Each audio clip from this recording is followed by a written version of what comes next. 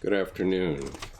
Today I'm going to be reading from Mystery of the Coniunctio, Alchemical Image of Individuation by Dr. Edward Edinger.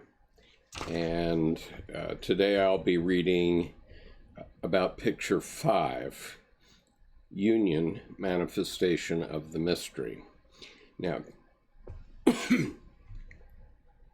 keep in mind that we're talking about a process that's taking place in the unconscious of an individual, or the combination between a couple, or the combination within any group or nation where psychological processes are going on all the time, but they tend to follow this pattern that we're talking about in a book called Rosarium philosophy. Excuse me. They tend to follow a pattern like they tend to follow a psychological pattern as described in Rosarium Philosophorum by Gerhard Dorn, which was written in 1550, and this is a psychological process now. So after I've read about each of the 10 pictures from the Rosarium, we'll have a complete picture of what the process is. Today, with picture 5, we're talking about actually the end of the first half of life. But it's not a physical life thing, it's a psychological process. So, picture number 5, Union, Manifestation of the Mystery. Here we have a totally different setup.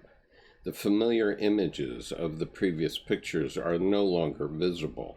The two figures have submerged completely into the basin of the fountain and are underwater, therefore not visible at all.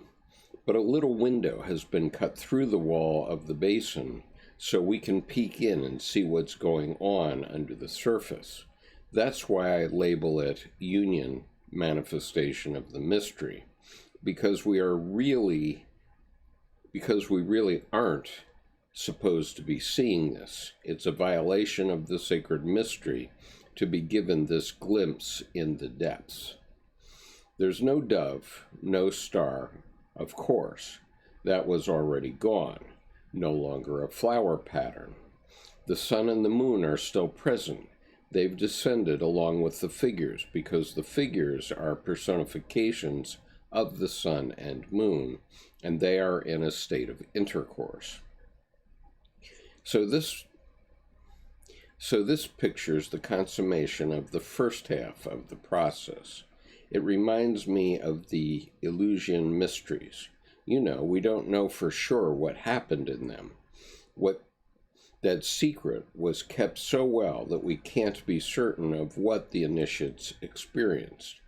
But we have reason to believe that at the high point of the greater Eleusinian mysteries, the priest and priestess descended into the depths and celebrated a sacred hieros gamos, a union, following which a child was born. That child was then brought up to the waiting group and presented. The child was an ear of wheat.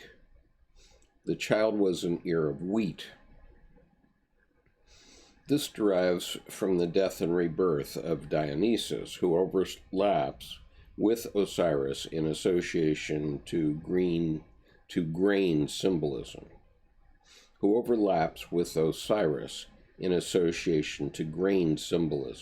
See illustration, page 64. Okay, let me give you that illustration.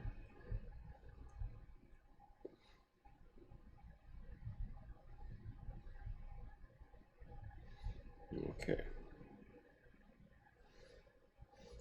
I made that connection in order to fit it in with the sequence of diagram 3, page 39.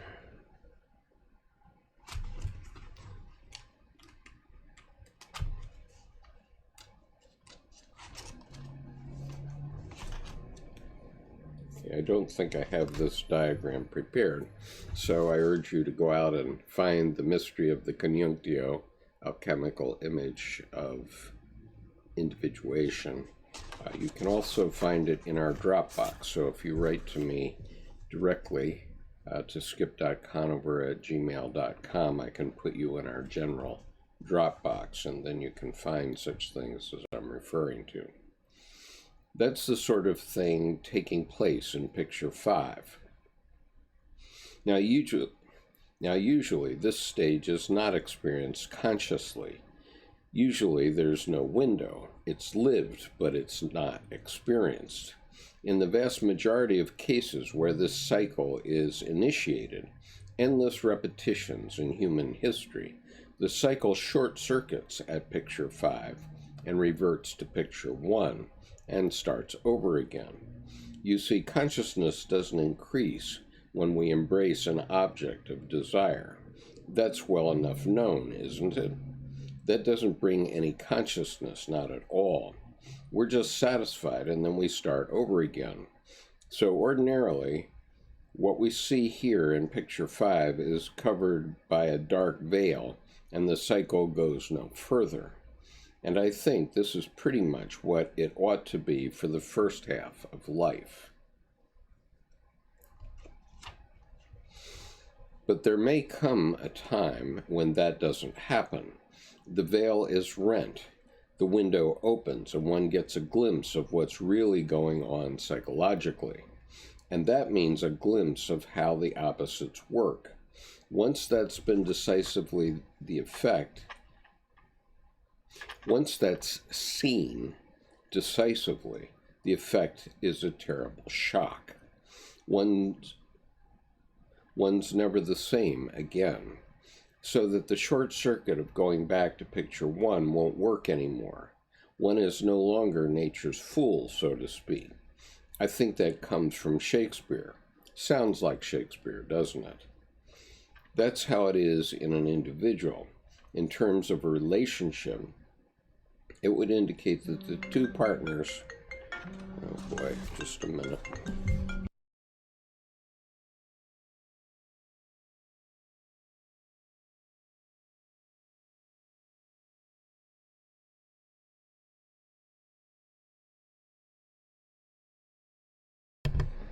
Apologize. Whenever my wife calls, I do answer the phone. That's for sure.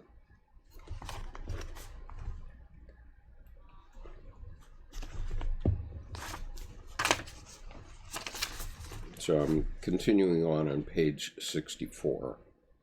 That's how it is in an individual. In terms of a relationship, it would indicate that the two partners have arrived at a thorough state of mutual identification.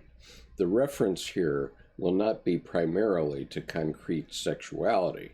Rather, it will be to what sexuality symbolizes psychologically, a state of psychological unity, which I alluded to when I talked about the previous picture. This would be the culmination of that unity, as you just saw in my own personal relationship. Hello, Buzz, how are you? I am well. Reading on. That the action takes place underwater indicates its unconscious nature. This is quite a danger for one-sided solar consciousness, and a parallel picture in the Rosarium indicates the danger. It is the picture of the sun being swallowed by a lion. The instinctual level is taking over. Let me give you the lion.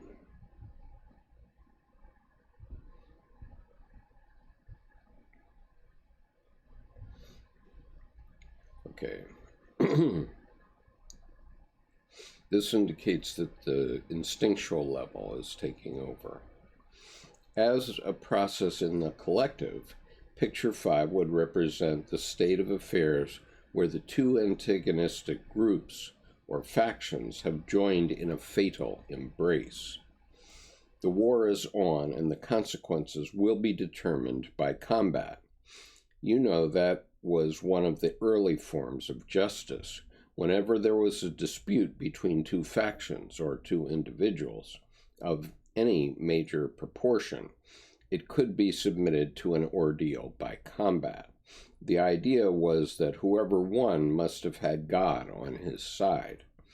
That psychological technique still operates in almost all collective functioning at every level, from the international to the national, right down to much smaller organizations. Ordeal by combat determines the outcome. Commonly, this would be the cutoff, the place of the short circuit, and there'd be no going on to stage 6, but rather a reversion to stage 1. It would correspond to the state of normal ego development in which successes and accomplishments greatly outweigh failures. And that would mean a whole series of gratifications, satisfying experiences that promote ego development, promote a certain capacity for functioning by getting what one wants, going from one success and one desire to another. But it does not lead to another level of consciousness. It leads only to first half of life consciousness, not second half of life consciousness. And second half of life consciousness is what the last 5 pictures are about. I should say a word or two about how this image might come up in dreams. How does one interpret the image of intercourse in dreams? Most commonly, it refers to the state of intimacy taking place between the ego and the anima or animus, depending on whether one is dealing with a masculine or a feminine ego. Whenever I see a dream where the dreamer is in intercourse with a member of the opposite sex, I immediately look for what had been going on the day before. I look for an animus attack or an anima mood, according to whether the dreamer is a woman or a man. Because that's what such dreams usually refer to. They refer to an illicit affair with the anima or animus. But such an affair is an aspect of the Coniunctio, you see. It's illicit only because the ego sets up certain criteria that says it is. It's an example of merging. The ego's merging with a figure of the unconscious, and only in the short range is that subject to criticism, because usually the individual's level of adaptation drops several degrees when one is in an anima or animus mood. The value of such experience is that the experience has been had. It can be the beginning of becoming aware of the nature of the anima or animus, and that then promotes the transformation of the coniunctio into a conscious experience. If 2 figures other than the ego are in intercourse, that has quite a different meaning. Then it belongs more to the joining of the opposites. I'm going to give you back the primary picture we're talking about here. Question: could you say something about the number 6? Whoops, I have to give you the correct image. Okay, so question: could you say something about the number 6? 6 is the second manifestation of the number 3 in the number series, and it's represented geometrically by the overlapping of 2 triangles, one pointing up, the other pointing down. In alchemical symbolism, the downward pointing triangle is water, and the upward pointing triangle is fire. The 2 together represent a union of opposites, you see. 6 is also thought of as the marriage number because the 2 triangles of fire and water are united in the 6-pointed star figure. I think that's the chief reference to the symbolism of the number 6 in this series of pictures. Question. In a dream like picture 5, what if the two figures are of the same sex? If they're of the same sex, it would mean that the ego and the shadow require integration. That hasn't taken place yet, so the unconscious is pushing for it. It's an image of potential integration. It's an image of potential integration. Let's see.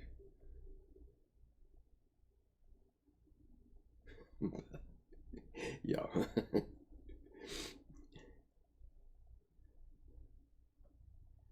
And Buzz says, well, if God is on our side, he'll stop the next war. I agree. Very much so. Okay. Question. In earlier pictures, the moon was a crescent. In picture 5, the moon is full. Is that significant? I hadn't thought of it, but that's an interesting observation. It would fit, wouldn't it? When you get down to the water, you're in the moon realm. So naturally, the moon would be full. Good point. So there's another image here of a moon. I'll share that with you. And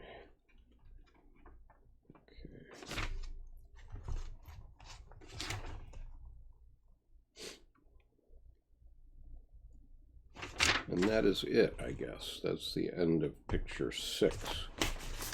And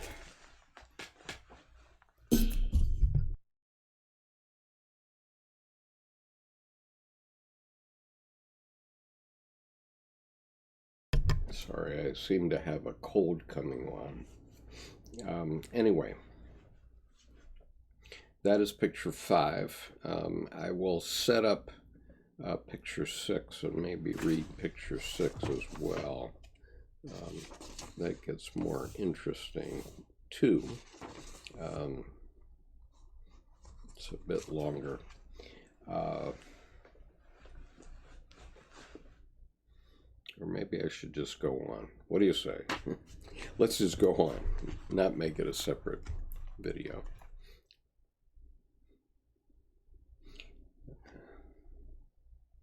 Well, I think I am going to separate it, so it will be a separate video. I'll start that in about 20 minutes. Let me discontinue for now, and I'll come back in 15-20 minutes with picture 6.